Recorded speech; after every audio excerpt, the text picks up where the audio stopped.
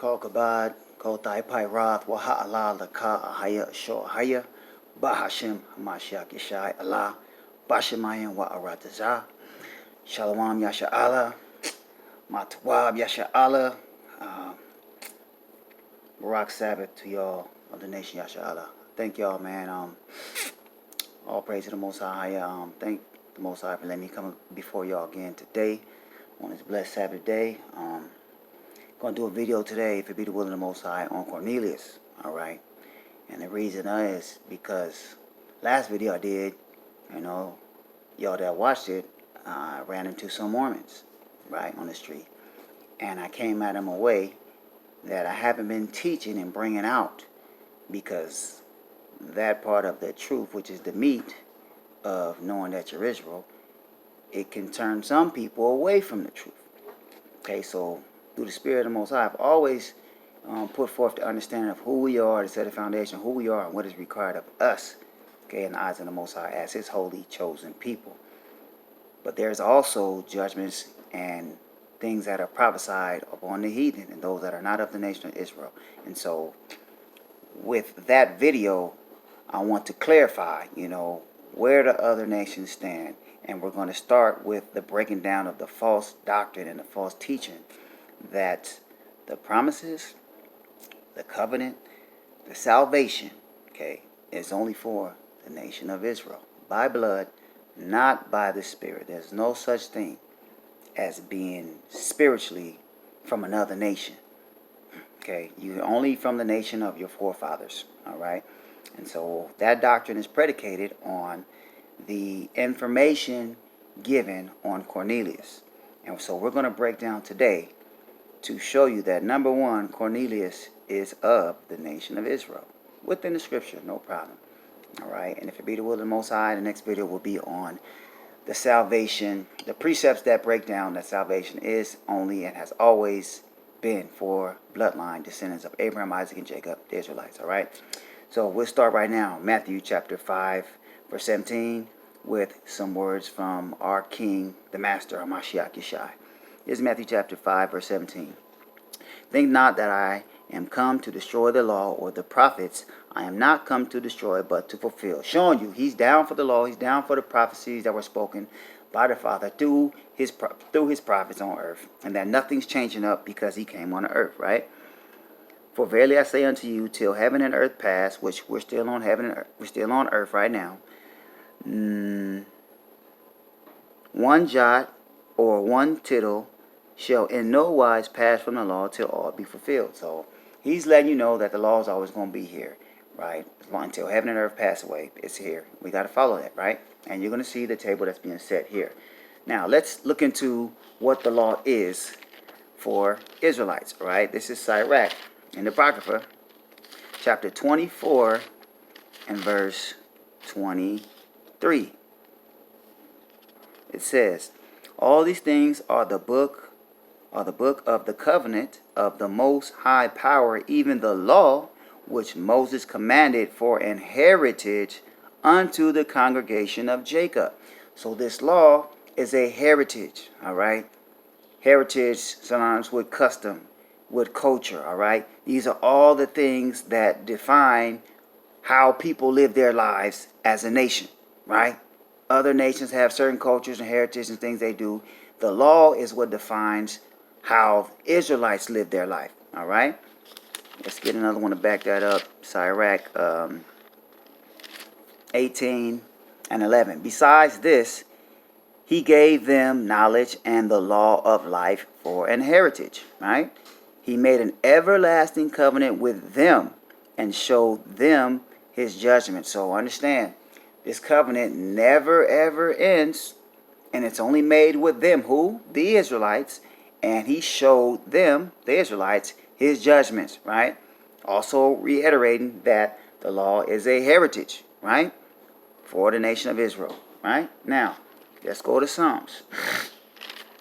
Let's go to Psalms 119 and 11, right?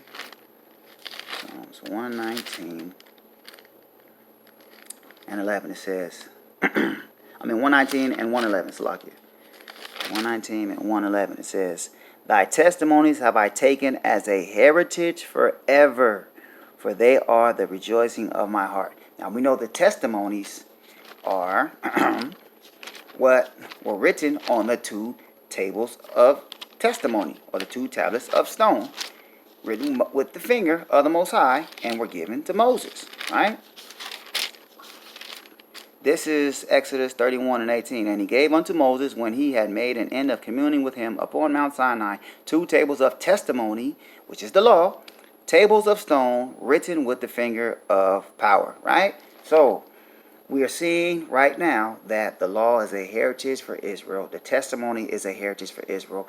This heritage governs us civil, how to deal with your brother, dietary, what you eat, ceremonial, how we worship the Most High, memorial, all the holy days that we worship, that we keep unto the Most High, and the sacrificial. What do we sacrifice unto the Most High? All these things, you put them all together, that govern you as a holy nation by culture and heritage, keeping of this law. This is what the law is. There's no not having this law, and more importantly, this defines who is an Israelite and who's not, because the culture of these people is only right here given to Israel, right? Now let's get that as well. Psalms 147. This is very important right here to understand this right here. Psalms 147 verse 19. He showeth his word unto Jacob, his statutes and his judgments unto Israel. This is what he did through Moses. He hath not dealt so with any nation, and as for his judgments, they have not known them. Praise ye Ahiah. So know for sure that everything in the law was only shown to Israel. We were the only ones that were commanded to follow and keep these laws, statutes, commandments, and judgments. All right? This is very important for you to understand. Okay? Know this. Now, let's go to, let's establish something else now, okay? Matthew chapter 14. Okay, we're going to hear something else. The Messiah, the Master, the King, Yeshua said. All right? Matthew chapter 15, verse 24. But he answered and said, I am not sent but unto the lost sheep of the house of Israel. Right? So this is out of the Messiah's mouth. He's saying he's not sent on this earth, but unto the lost sheep of the house of Israel. It's only sent to Israel. Let's jump over one verse. A chapter over to chapter 18:11. And it says, for the Son of Man is come to save that which was lost. Right? Very clear. I'm only here for those that are lost. Who's lost? Let's get that right quick. Even though it just told us to say the lost sheep of the house of Israel, we'll get it again to show that who he came for, that which was lost, or that which is lost. It's Jeremiah 50:6. My people have been lost sheep. Right? Who was his people? The nation of Israel. Right? So we're showing you this is who Yeshua came for. Right? These things are important. We're laying down some foundation now. Now, knowing that the law is something that's synonymous with someone who's an Israelite as a heritage, meaning you're going to look at what they do. If they keep the Sabbath, they have fringes, if they keep the holy days, these are some of the things of the heritage that show you're an Israelite. And it wasn't given to everybody, so it's only these people that are going to know how to do these things. You got to know this, all right? And then also, the salvation offered through a Mashiach Yeshua, being that blood atonement that we don't have to do on an altar now, but just having faith in his life and death, his death and resurrection. Now we can still keep the law through our faith in him. This is only for Israel as well, because he just told you, I'm not sent but unto the lost sheep of the house of Israel. So now let's go to Acts chapter 10, and just with that little bit of information, we're going to start breaking down the little bit that is even spoken of on Cornelius, and we're going to show you easy, all through precept, that Cornelius is a Jew. Or he's an Israelite. We'll just say Israelite. Okay, we ain't going to put him in that category of Jew. Jew means from Judah first, or from Judah, Benjamin, and Levi, meaning you're living in Judea after the split of the northern kingdom. All right, so let's go to Acts chapter 10, and we start at verse 1.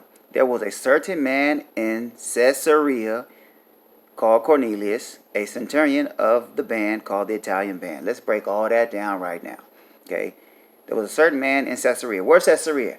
That's in a town on the northwest coast of Palestine, which is really in biblical times Israel. All right, this is a city in Israel. All right, that's number one. Called Cornelius. Now, Cornelius is a what? It's a Greek name. All right, so that might throw some people off because he's a Greek name. Let's see why this man that's an Israelite has a Greek name. Let's go to 2 Maccabees and the Apocrypha so you can get the understanding of what this man, as an Israelite, why does he have a Greek name? All right. Matter of fact, let's break it all the way down from chapter 1 to show you something. From Maccabees chapter 1, verse 1. And it happened after that Alexander, son of Philip the Macedonian, who came out of the land of Kittim, had smitten Darius, king of the Persians and Medes, and he reigned in his stead the first over Greece. This is the third beast, which is the third captivity over the nation of Israel. And this is talking about Alexander the Greek, right? Now we jump down to verse, we jump down to verse 5. And after these things he fell sick and perceived that he should die. Wherefore he called his servants, such as were honorable, and had been brought up with him from his youth, and parted his kingdom among them while he was yet alive. So he was about to die. He said, look, man, I'm just going to part my kingdom while I'm alive too. You know, my partners who my age I grew up with. You had Cassandra, who was over Asia Minor. You had Ptolemy, who was over Egypt. Okay, Philadelphus, Ptolemy, who was over Egypt. You had Lysimanus, who was over Persia, right? And then you had Seleucus, who was over Persia, and you had Cassandra, who was over Macedonia, and you had Lysimanus, who was over Asia Minor, and Ptolemy, who was over Egypt, right? So these are Grecians. This is what I'm trying to show you. Now, when we go to 2 Maccabees, right? 2 Maccabees chapter 4, verse 7. This is what we get. But after the death of Seleucus, this is the one that was over Persia. And mind you, who had the children of Israel in captivity before the Grecians? The Babylonian Persian Empire, right? So this is the man that's over the region of where our nation is. And he died. And then it says, but after the death of Seleucus, when Antiochus called Epiphany. So Antiochus is the next Greek that came up to start reigning over us, right? Took the kingdom. Jason, the brother of Onias, labored underhand to be high priest. So these are people of the nation of Israel who want to be in charge, okay? Because there's no kings from the kingdom of Judah right now. So the bloodline of Judah from the kingship is broken right now. So you got the Levites who are battling to try to be the high priest. All right. This is deeper into the history of what's going on. All right. Promising now Jason, this is what he did. Promising unto the king of, this is verse 8, promising unto the king by intercession 360 talents of silver, and of another revenue 80 talents. So he's making a bribery to the leaders of the Grecian Empire to try to let him reign as the high priest over our forefathers, Israel, that were still there, that were still being governed dominantly by the Grecian Empire, right? Verse 9, besides this, he promised to assign 150 more, if he might have license to set up a place for exercise and for the training up of youth in the fashions of the heathen. Heathen means you're a non-Israelite. And to write them of Jerusalem by the name of Antiochus, right? So Antiochus, okay, he's a Greek man. So he said, we're going to start naming these youth from their youth up and bring them up as Greeks, all right, as Antiochus, right? Remember, Antiochus is a Greek. So understand, every name that ends in US is something they do in Greece to give, anciently, to give homage to the top power in Greek mythology, who is Zeus, all right? So if your name is Titus, Marcus, Darius, Cornelius, then you're having a Greek name, all right? That's how that came about. So They were pushed to keep these names, right? So now I'm going to show you how when it was introduced there, that it became mandatory, right? Let me start at verse 1. This is 2 Maccabees chapter 6, verse 1. Not long after this, the king sent an old man of Athens, Athens is in Greece, to compel the Jews to depart from the laws of their fathers and not to live after the laws of the Most High. So this is the Grecians saying, we want you to stop following the laws of the Most High, right? And leave your culture and follow Greek culture, right? This is described in history as the Hellenistic period, right? Where they were forcing our forefathers and all the nations all the promises they conquered to follow Greek customs, all right? Verse 2, and to pollute also the temple in Jerusalem, and to call it the temple of Jupiter, Olympius, and that in Gerizim of Jupiter, the defender of strangers, as they did desire that dwell in the place. So they were trying to get them to start worshiping their powers. Verse 3, the coming in of this mischief was sore and grievous to the people, for the temple was filled with rioting and reveling by the Gentiles, who dallied with harlots and had to do with women within the circuit of the holy place. And besides that, brought in things that were not lawful, right? So they brought in the swine, put it up on the altar. It's not lawful. Just sacrifice a dumb, swine on the altar. Let alone touch it, right? Verse 5, the altar also was filled with profane things, which the law forbidded. Neither was it lawful for a man to keep Sabbath days or ancient feasts, or to profess himself at all to be a Jew. You hear that? So you couldn't even say, man, that you was a Jew. So what they say? Man, we Greeks. They couldn't even say they was a Jew. They said we're Greeks. Let alone follow the customs. Let alone follow the culture and their heritage. This is the lifestyle that Cornelius came from. Okay? From not being able to call himself a Jew. Okay? Being labeled from the days of his youth as Antiochians, having a Greek name, right? And not being able to openly keep the law. Because if you read more down here, and for sake of time, we're not going to read anymore, but if you read some more down here from Maccabees chapter 6, going down from 7 on down, it was people that was doing it anyway, and they was getting put to death right then and there, right? So, this is why his name is a Greek name, and how he can still be an Israelite. That's what I went there to show you, because this is in the Apocrypha, which means hidden parts of the Bible that were taken out. So, if you only have 66 books in your Bible, then you are not going to have this understanding, right? So, now let's go back and let's look at the rest of what we're reading concerning Cornelius, all right? Because Caesarea is in Israel.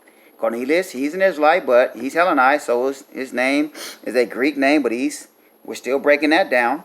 Now, it says a centurion. This means you're a general over 100 soldiers, right? Of the band. A band is the term they use for a legion in the Roman army, which could be from 600 to 1,000 soldiers.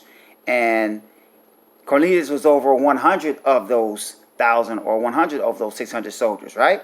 Called the Italian band, which is showing you Rome is in Italy. This is a Roman army that he's a part of, and he's a general over 100 of them, right? Very simple. Now, let's go to verse 2. A devout man. What is a devout man? Let's read the whole verse. A devout man, and one that feared Ahiah with all his house, which gave much alms to the people, and prayed to Ahiah always. Right? Now it says, a devout man. What is a devout man? We're going to get that right now. Let's go to Leviticus chapter 27. Right? Because, understand, this law we're about to go to in Leviticus is only given to Israel. So, if he's doing something, and none of this was ever shown to anybody else in the world, we have to say he's Israel, because he can't just be following this randomly. He had to be taught and shown this, all right? So this is Leviticus chapter 27, and let's see, verse 28. Notwithstanding, no devoted thing that a man shall devote unto the Most High, of all that he had, both of man and beast, and of the field of his possessions, shall be sold or redeemed. Every devoted thing is most holy unto the Most High. So understand, devout means you have reverence. If you're a devout man, you're a reverence man, and you're reverencing the Most High. That's what you'll be called, or for lack of a better term, you're a godly man. That's what it means to be a devout man, according to Scripture, all right? None devoted shall be devoted of men. None devoted which shall be devoted of men shall be redeemed, but shall surely be put to death. So this is talking about the sacrifices. They should be a serious sacrifice that you know you're supposed to be bringing that lamb of the first year male without blemish, right? It's better be a serious holy thing that you're doing. And these are devout men that are described that are able and willing to deal with the Most High on this level. So as we read in Acts chapter 10, it's saying that Cornelius is a devout man. Let's get some more on a devout man, right? Precept upon precept. Let's get some more. Let's go to Acts chapter 17 and verse 16. It says, and while Paul waited for them at Athens in Greeks, this is when he went to Macedonia, his spirit was stirred in him when he saw the city wholly given to idolatry. Therefore disputed he in the synagogue with the Jews and with the devout persons, and in the market daily with them that met with him. So this is a scripture giving you precept upon precept that a Jew and a devout person is synonymous. Because they both in the synagogue, he disputing with both of them what? What do you think he's disputing with them about? He's disputing about them with the gospel that he's teaching. Showing them that you can keep the law through the faith in Yeshua. Showing them that the salvation is not just by the law anymore, it's by Yeshua, who came and already died and resurrected in Jerusalem while y'all is in these foreign lands. This is the Messiah that came, right? And so it's showing you that the Jews and the devout men are same people. Now let's get another precept. Okay, if that's not enough, let's go to Acts chapter 2. All right, Acts chapter 2, verse 5. And there were dwelling in Jerusalem Jews, devout men, out of every nation under heaven. That's pretty clear, right? Showing you again that a Jew is synonymous with a devout man out of every nation under heaven. Now, what I want to show here, all right, is that the devout men are there and the Jews are there for a reason, right? Let's go to verse 1. Acts chapter 2, verse 1. And when the day of Pentecost was fully come, they were all with one accord in one place. Verse 2. And suddenly there came a sound from heaven as of a rushing mighty wind, and it filled all the house where they were sitting. And there appeared unto them cloven tongues like as of fire, and it sat upon each of them. And they were all filled with the Holy Ghost, and began to speak with other tongues as the Spirit gave them utterance. Verse 5. And there were dwelling at Jerusalem Jews, devout men out of every nation under heaven. So, why are these Jews, why are these devout men out of every nation under heaven over in Jerusalem right now?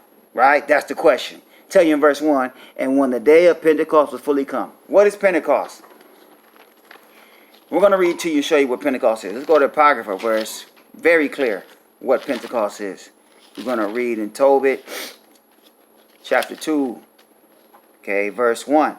It says, now when I was come home again, and my wife Anna was restored unto me with my son Tobias in the feast of Pentecost, which is the holy feast of the 7 weeks, there was a good dinner prepared me, in the which I sat down to eat. So Pentecost has something to do with a holy feast. Where are the holy feasts? In Leviticus chapter 23. So let's read about the holy feast of 7 weeks. And then we can precept upon precept, seeing that Cornelius, being called a devout man, and that devout men were in Jerusalem for the Pentecost. Let's see what he's doing. Okay, this is Leviticus 23 and let's see, verse 15. It says, and ye shall count unto you from the morrow after the Sabbath, from the day that ye brought the sheaf of the wave offering, 7 Sabbaths shall be complete. So how many Sabbaths was there in a week? 1. So he's talking about count 7 weeks. Verse 16, even unto the morrow after the 7th Sabbath shall ye number 50 days, and ye shall offer a new meat offering unto the Most High. So after the 7 weeks, that's 49 weeks. After one more day, that's 50. That is a representation of the first day of the Feast of First Fruits. This is what Pentecost means for all y'all Christianity that think that's just a day that's celebrating the gift of the Holy Spirit being given. They were able to receive that gift because they were obedient and keeping the law, right? And that's why they was able to get the Holy Spirit and be the first fruits to get the Spirit, right?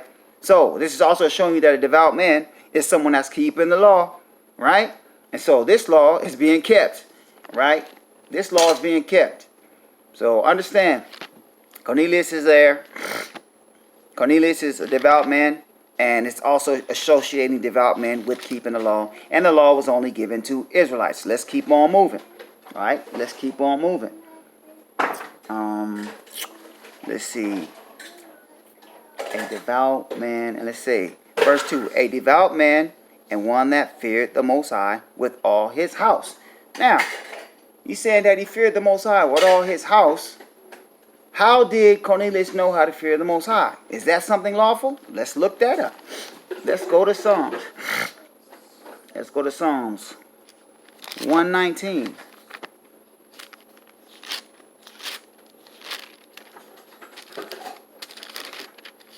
And 38. Psalms 119 and 38. Establish thy word unto thy servant who is devoted to thy fear. Wow.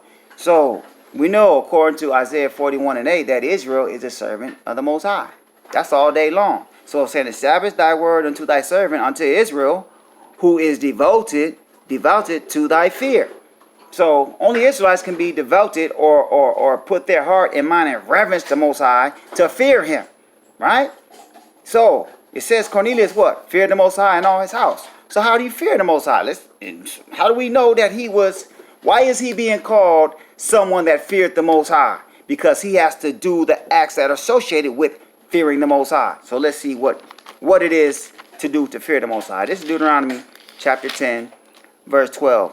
And now Israel, very clear, what doth the Most High thy power require of thee, but to fear the Most High thy power. So this is a commandment for an Israelite to fear the Most High. You see that? Now how do you fear the Most High? We can go to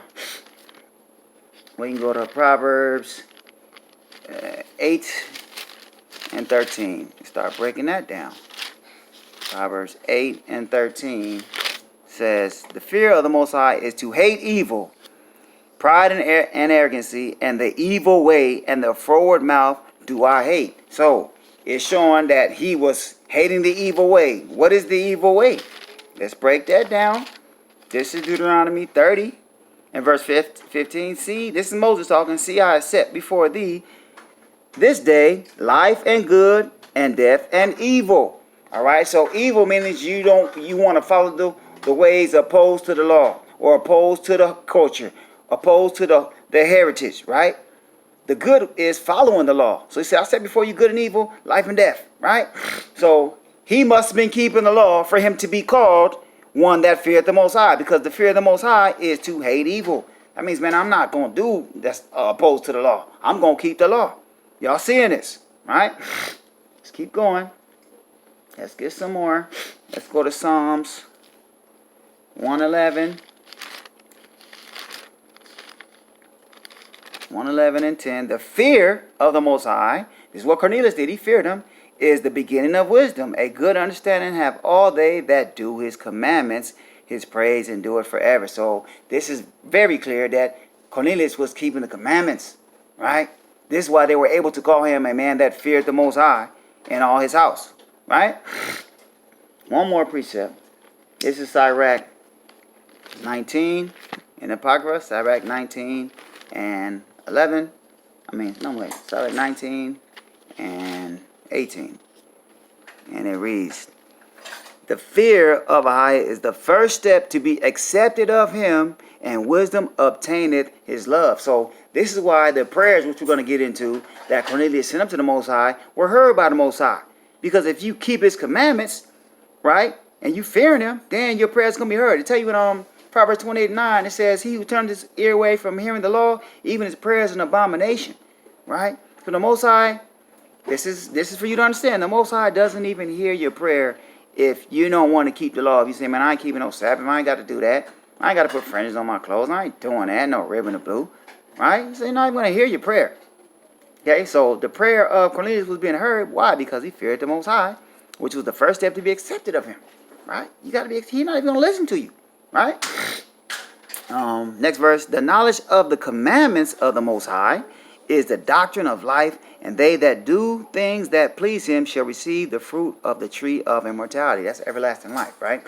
So we seeing so far pretty clear that Cornelius, he feared the Most High, right? Breaking it down precept on precept, we seeing that this was something that only Israelites were taught how to do. This is what we're showing you. Israelites were taught how to fear the Most High. We read in Psalms 147, 19 and 20, that he only showed this unto Israel. He had not dealt so with any other nation. So there's no way that this guy doing all this stuff we're showing you can be from another nation. This is what we're showing you, right? Verse 2 again.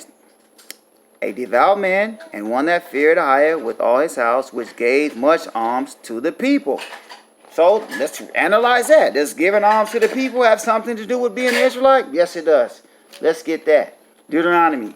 Going back to the law. As you see, this is the books that give us our heritage, our culture, how we supposed to operate in this world, right? Holy, set apart, right?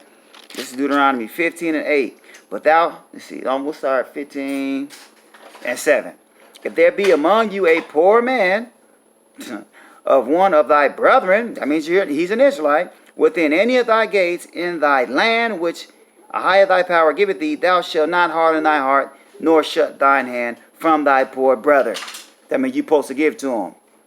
Verse 8, but thou shalt open thine hand wide unto him, and shalt surely lend him sufficient for his need in that which he wanted.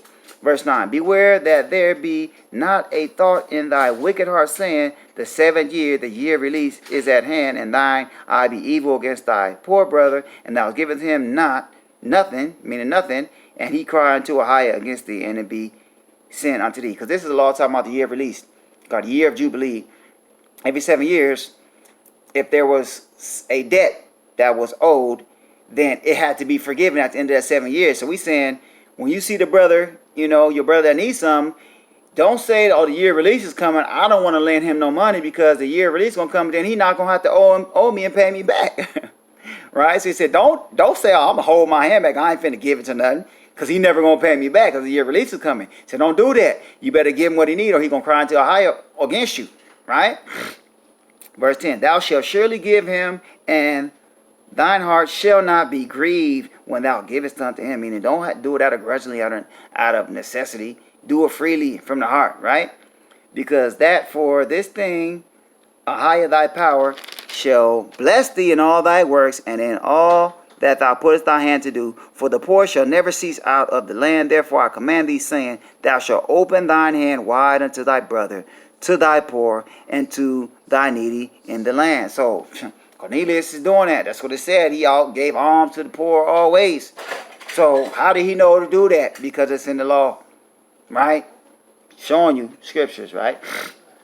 Let's get a little bit more. Proverbs 19:17 to show that someone that gives to the poor, he's from the nation of Israel. This is Proverbs 19 and 17. He that hath pity upon the poor lendeth unto Ahijah, and that which he had given will he pay him again. So understand, when you're being obedient to the Most High and you doing what he say, man, you're gonna bring a recompense upon yourself of blessings, okay, of mercy, right? Even of cleansing of your sin. Let's get that. Yes, when you give to the poor, and this is what's been a lot of saving grace for a lot of people that are not in the truth yet, is because you give to the poor, and so we'll read out the scriptures. This is Tobit chapter 12 and verse 9.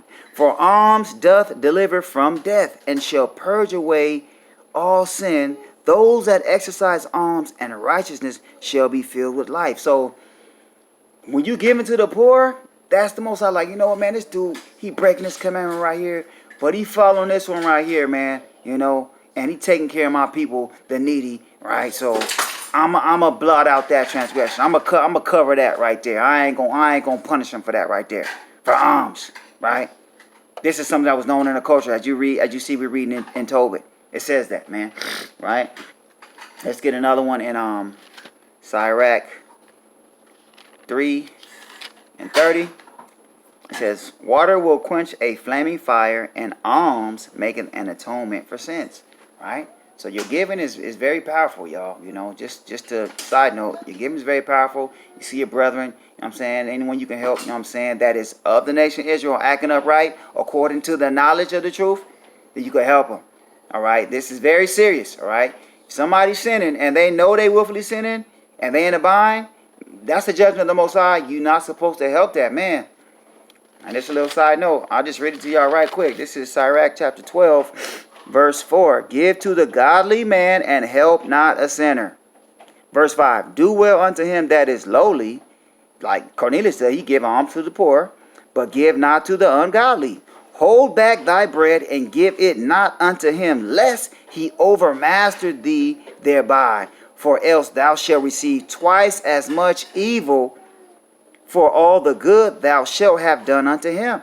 So when y'all give to somebody that's doing wickedly, you're going to get double payment, because the Most High like, man, I'm not trying to check this dude and correct him, and you fool around and blessing him and giving him stuff I gave you and your household. Don't give that dude nothing. Just what the scriptures say. This is also something that be controversial to what we've been taught in the mainstream Christian churches. We just taught love, and charity. Give to everybody. Don't matter, love everybody. No, y'all. It's not that way. You got to love your brethren, love your people, your kindred, okay? This is what the scriptures say. This is what the laws say. All right? Now, let's just move on, because that's a whole nother lesson. All right? And we're going to go to Psalms 55 and 17. Another precept. All right? Another precept. Break that down. Not really break down, but just to support it. Okay? Psalms 55 and... Oh, matter of fact... Oh, we got to go back. All right? Let's go back to Cornelius. All right? We broke that down. You know, he was giving alms to the poor, which is commandment in Israel, right? So let's go. A devout man, one that feared the Most High with all his house, which gave much alms to the people, and prayed to a higher always. How he know how to pray to a higher always? Is that something lawful? Let's see. All right. Let's go to Psalms. Now let's go to Psalms 55 and 17. Right? Psalm 55 and 17 says, evening and morning and at noon will I pray and cry aloud, and he shall hear my voice. And if y'all don't know that the Psalms is part of the law, then I have to get the precept for y'all. I'll get it in a second. Let's read both these precepts on prayer. That's telling you got to pray 3 times a day. Morning, evening, and noonday. I will cry out unto the Most High, and I will cry loud, right? Let's break that. Get that right quick. Also in Daniel chapter 6, because this is how our kinsmen knew how to talk to the Most High. When to talk to the Most High. How many times? This is Daniel chapter 6, verse 10. Now when Daniel knew that the writing was signed, he went into his house, and his windows being open in his chamber toward Jerusalem, he kneeled upon his knees 3 times a day and prayed and gave thanks before his power, as he did aforetime. So we're supposed to pray 3 times a day. Now, how are we saying it says Cornelius prayed 3 times a day? No, it said he prayed always, right? So we're going to break down, though, how that we know that he's praying always according to that, though. It said evening, morning, and noontime, right? Now, if you know the breakdown on the prayer times is morning, evening, and at the 9th hour. We're going to read that right now. Verse 3, and he saw in a vision evidently about the 9th hour of the day. What's the 9th hour? It's 3 o'clock, y'all. Okay, the 6th hour, which is the 6th hour of light of day, is 12 o'clock. So that was at noon. But if you know the scriptures, Yeshua was placed up on the tree at the 6th hour, and he stayed up there from the 6th to the 9th hour. And at the 9th hour, said he prayed and cried out to the Most High and say, Eli, Eli, my Father, why have thou forsaken me? Right? So the apostles declared that as the hour of prayer to resemble and follow the example of Yeshua and praying that 3rd time. Not at 12 now, but not at the 6th hour, but at the 9th hour now. And we're going to go into that right now. Okay? So it says that he prayed always, and he saw a vision evidently about the 9th hour of the day, an angel of Ahiah coming in to him and saying unto him, Cornelius, right? So let's jump over here, same chapter to verse 30, and we're going to show you something else. with the prayer. All right? This is Acts chapter 10, verse 30. And Cornelius said, 4 days ago I was fasting unto this hour. At the 9th hour I prayed in my house, and behold, a man stood before me in bright clothing, and said, Cornelius, thy prayer is heard, and thine alms are had in remembrance in the sight of the Most High. So, it said he was praying and fasting at the 9th hour, right? So, what he dealing with this 9th hour situation, right? Let's get that. Let's go to Joelle, right? Joelle 2 and 12. Joelle 2 and 12 reads, Therefore also now, saith the Highest, turn ye even to me with all your heart, with fasting and with weeping and mourning. Verse 13, and rend your heart and not your garments, and turn unto Ahijah your power, for he is gracious and merciful, slow to anger and great kindness, and repented him of the evil. So this is something, Joel is a prophet to the nation of Israel. This is something that we did in Israel all the time. When the Most High punished us for breaking the law, we would fast and pray and come back to the law and ask for the Most High's forgiveness, right? So this is what Cornelius is doing. Okay, this is not something that everybody knows to do, because he is the power of Israel. Matter of fact, let's read that. This is Joel 2 and 27. And ye shall know that I am in the midst of Israel, and that I am the Most High, your power, and none else. And my people shall never be ashamed. So this is something that we are to do to our power. He's not everybody's power, you guys. Okay? And I'm going to do a lesson on that next to show y'all whose power he is. Because he's not the power of everybody on the earth. He's the power over the nation of Israel. He chose us, set us apart wholly to be his people. And no one else knows how to serve him or even know him but Israel. Why? Because we got the laws that show us how to know him. All right? Moving on. Let's go to Esther chapter 4. Esther chapter 4 and 16. Just to show, that fasting and praying is something of Israel. It says, verse 15. Esther chapter 4, verse 15. Then Esther bade them return Mordecai this answer. Verse 16, go gather together all the Jews that are present in Shushan, and fast ye for me, and neither eat nor drink 3 days, night or day. I also and my maidens will fast likewise, and will go in unto the king, which is not according to the law. And if I perish, I perish. So understand, she's asking all the Jews to fast. They know what's up with that. They know that's how we want to hear something from the Most High, how we want to get at the Most High, right? We got to fast. And I'm going to fast with my maidens, and I'm going to go in unto this king, king of Babylon, which it was not lawful to walk up in there without an appointment, basically. If you just walk up on him, he could say, I'll put that dude to death. Anybody told this dude can walk up on me. So that's why she's like, if I die, I'm going to die, man. But y'all fast for me that the Most High have mercy on me. Let me go before this king and I'll make this petition, right? Let's get one more on fasting.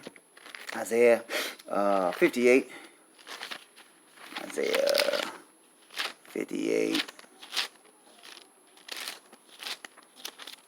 All praise to your name, higher. Okay, Isaiah 58 and 6. Is not this the fast that I have chosen, to loose the bands of wickedness, to undo the heavy burdens, and to let the oppressed go free, and that ye break every yoke, right? This is why people fast. Okay, Isaiah is a prophet unto the nation of Israel, and he's giving them discussion of why are you fasting, man? These are certain things that people fast for so they can be seen of others, right? So they could boast of it. Man, fasting is a solo, individual, secret thing, man, that you're not supposed to tell nobody, man. I want y'all to know this, man. This is something between you and the Father. Nobody's supposed to know this stuff, all right? Even after your fast is over, you don't go running and telling everybody, yeah, I just did fast, man, 70 days. I just did fast 50 days. I fast twice a year, 30. You don't tell nobody that, okay? That's something the Most High blesses you and reveals to you what you're seeking from him in secret. So whatever he done for you, that's personal. Now, if it's a personal, and if it's a prophecy to give, you tell the prophecy. But you don't tell the legwork that you've done with the Most High in secret. That kill your whole, I'm going to find the precept for you. That kill your whole purpose of your fast and whatever he revealed to you. Because that was supposed to be kept between you and him, man. All right? You keep your secret, bro. And when you ask for when you fast, you fasting for these things. It says, It's to loose the bands of wickedness. You got a problem with something that some people, we coming out of the world, living amongst these heathens, coming back to the truth. It's spirits attached to things that we were doing, right? So you got to ask the Most High, man. I'm fasting, man. I want to be dead to my flesh. I want to be alive in the spirit, so I can get that Ruach Kodesh and break all this stuff off me, so I can serve you upright, right? To loose the bands of wickedness, to undo the heavy burdens, and to let the oppressed go free. Man, Cornelius was oppressed. Okay, why? He's a general in a Roman army, but that's not his country. That's not his kingdom. They were under Judea was under the Roman Empire. So we don't know what his prayers and his fasting were, but he was doing that, and that is only associated with Israelites. You understand? All praise your name higher, right? So we're just breaking down, right?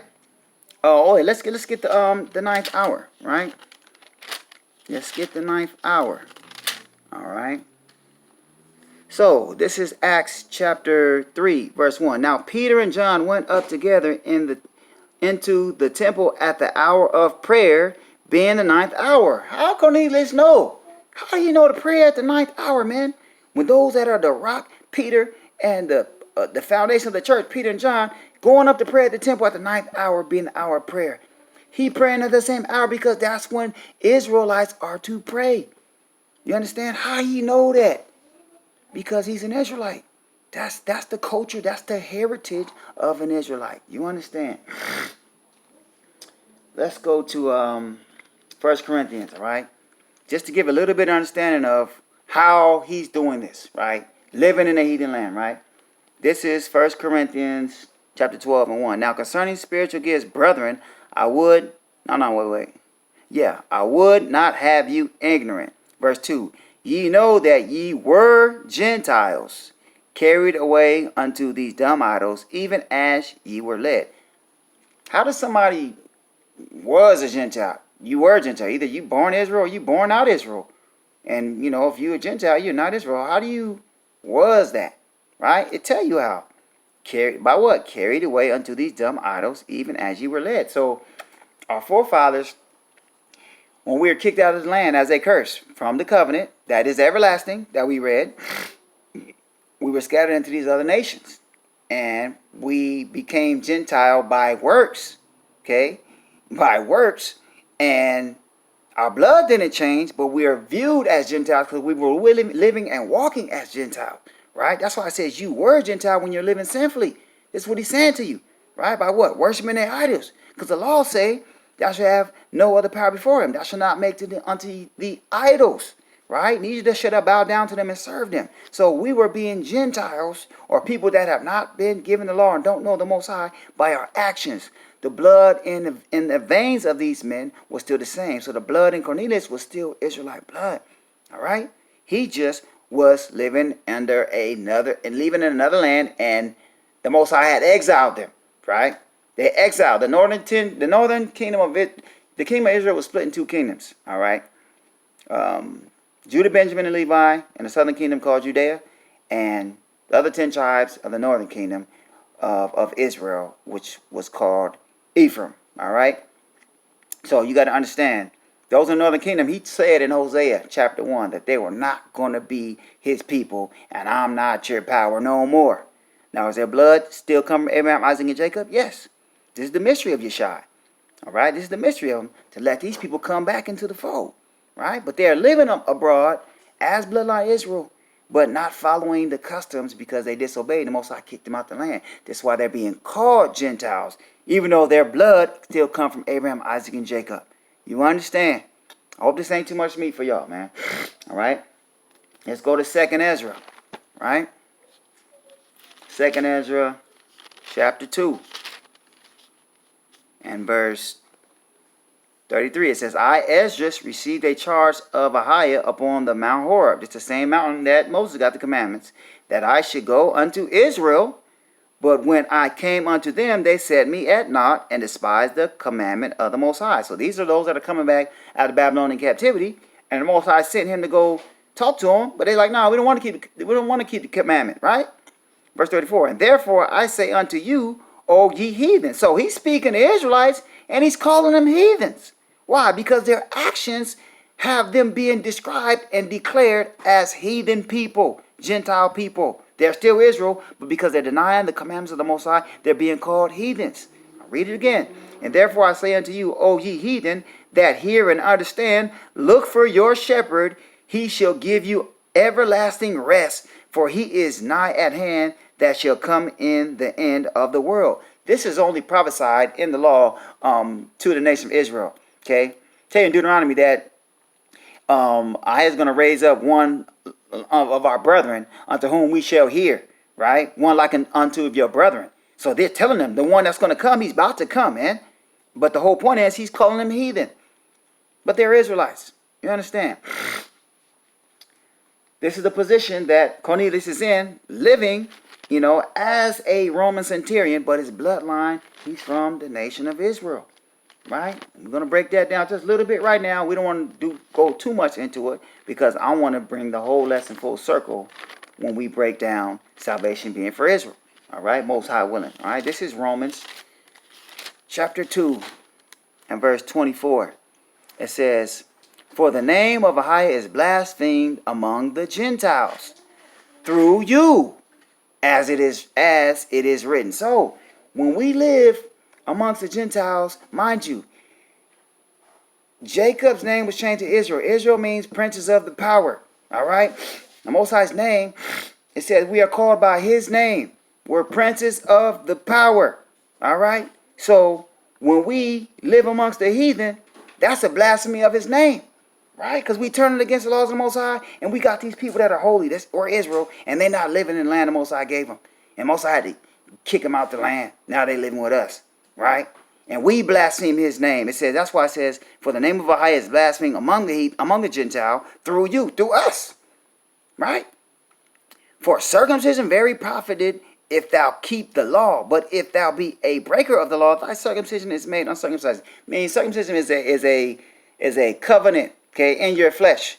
Right? The circumcision of your foreskin, that don't mean you about to be holy and automatically going to the heaven and getting up in the kingdom of Israel. It says if you don't keep the law, it don't matter if you circumcised or not. You still unclean. Because on a physical level, circumcision was something that, made you clean down there. All right? And made to where it wasn't going to be a pocket on your member to collect dirt and filth.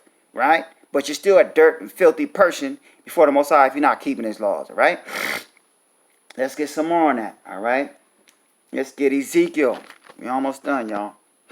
I'll praise your name higher. Let's get Ezekiel chapter 20 and verse 31. Ezekiel 20 and 31, right? For when ye offer your gifts, when ye make your sons to pass through the fire, ye pollute yourselves with all your idols, even unto this day.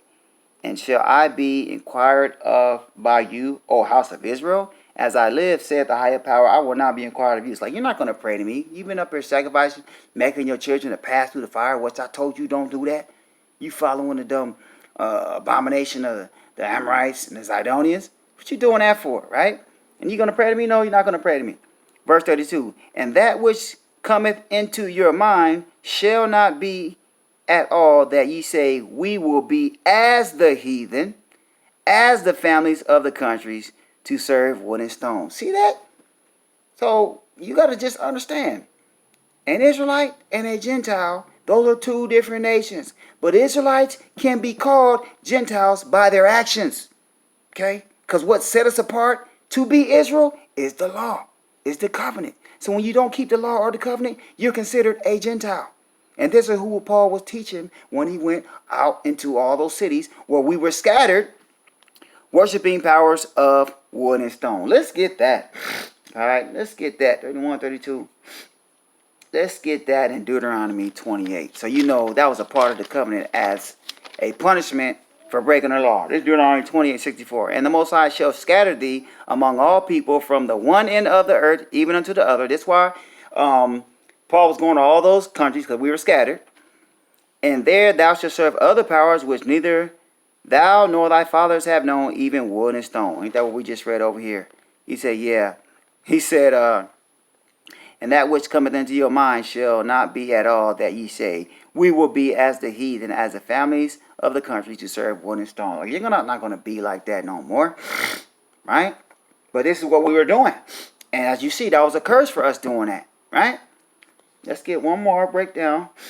Go in Ezekiel. We're going to go to Ezekiel 36. This is why Cornelius, right, has a heathen name and is looked upon as a Gentile, because it doesn't say outright, this guy's an Israelite, this guy's a Jew. Or precept on precept, we see that he is a Jew. He's an Israelite. He's keeping the law to the best of his ability, right? This is Ezekiel 36:19. And I scattered them among the heathen. This is what we just read in the law. If we broke the law, that's what he said he's going to do. And I scattered them among the heathen, and they were dispersed through the countries according to their way and according to their doings. I judged them. So we were living as Gentiles, so I dispersed them among them Gentiles, right? We even get another precept on your side, right quick. This is John chapter 7 and verse 34. Ye shall seek me and shall not find me, and where I am, thither ye cannot come. Verse 35. Then said the Jews among themselves, whither will he go, that we shall not find him? Will he go unto the dispersed among the Gentiles and teach the Gentiles? So even in Yeshua's time on earth, the Jews knew that they were scattered Israelites among the Gentiles. You see that? I'll read it again. Then said the Jews among themselves, whither will he go, that we shall not find him? Will he go unto the dispersed among the Gentiles and teach the Gentiles? Who are the dispersed? We just read it just now. Ezekiel 36:19. And I scattered them among the heathen, and they were dispersed. They, who's they? Israel, were dispersed through the countries according to their way and according to their doing. I judged them, right? So he's performing the word, and that's even on us today, man. Okay, Paul, he was a Roman citizen, right? But he was from the tribe of Benjamin. He's the nation of Israel. Just like I'm an American citizen, but I'm an Israelite from the tribe of Judah. And this is how it is throughout the whole earth, y'all. Israel scattered everywhere for our sins, right? Verse 20. And when they entered into the heat, and when they entered unto the heathen, whether they went, they profaned my holy name. So we read that over there in Romans that his name is profaned by us. How? And when they entered into the heathen, whether they went, they profaned my holy name. When they said to them, these are the people of Ahiah, and are gone forth out of his land. So that's how we have profaned his name, because we're supposed to be in Israel, holy, set apart from everybody else, letting him give us the blessing, letting him protect us, letting us be lenders and not borrowers, letting us glorify his name through faithful and holy works of our holy heritage, the law. All right? So all of us have profaned his name, because we had to have that judgment put on us to be scattered out of the land. And now we living amongst the heathen, and some of us are living as heathens, right? So this is the whole revelation of coming back to the truth, to know who you are as Israel, all right? This is what the Christian church does not even know to tell you. And this is why I'm doing this video, for you to know in the Christian church, you have to teach people who they are. I know that 501c3 got you handcuffed, right? The 50818 got you handcuffed, but you have to tell people who they are so they can know where they at in the book and understand that, wow, there's a nation in here that was given a covenant, and these things I'm enduring are lining up right with the curses for them breaking that covenant.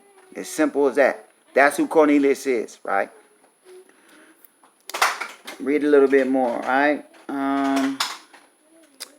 So, but I had pity for my holy name, which the house of Israel had profaned among the heathen, whether they went. Therefore say unto the house of Israel, thus saith the higher power, I do not this for your sakes, O house of Israel, but for mine holy name's sake, which ye have profaned among the heathen, whether ye went. And I will sanctify my great name, which was profaned among the heathen. He's going to sanctify us, not because we are worthy, but because of his name he's going to do this, right? Which ye have profaned in the midst of them, and the heathen shall know that I am Ahiah, which the Most High Power, saith the Most High Power, when I shall be sanctified in you before their eyes. For I will take you from among the heathen and gather you out of all countries, and will bring you into your own land. This is what we're trying to do, y'all. We're trying to go home to our own land, and this is the good tidings. This is the gospel that's supposed to be taught throughout the four corners of the earth. This is why Yeshua said this gospel should be preached to every nation. Because there's Israelites in every nation, you guys. You understand? Cornelius, man, was an Israelite, man. And one more precept, man, we close it up. Just for y'all that are not convinced yet that Cornelius is an Israelite scattered. This is James chapter 1, verse 1. James, a servant of Ahiah and of the master Yeshua HaMashiach, to the 12 tribes which are scattered abroad, greetings. James is titling his letter to the 12 tribes that are scattered abroad. Why is he saying that? Because that's exactly where the true Israelites are. They're not in the land right now, you guys. They're not in the land. That's one thing you got to understand. Those people are imposters. Those people are people who have tried to take up our law in the face of everybody on the earth, making you think they're keeping law, moved into our land, but they can't change their blood. Their blood does not go back to Abraham, Isaac, and Jacob. All right? The Most High will, man. Y'all got to understand today that Cornelius is an Israelite, that you should subsequently understand that this universal salvation that's being taught, predicated on Cornelius, is false, because Cornelius is without a doubt of the stock of Abraham, of the nation of Israel. All right? So all glory and praise and honor to the Most High, Shohai, Bashem Yeshai. Kwam Yasha Allah, y'all have a blessed Sabbath, and be will the Most High. I'll go before y'all again soon. All right? Shalom.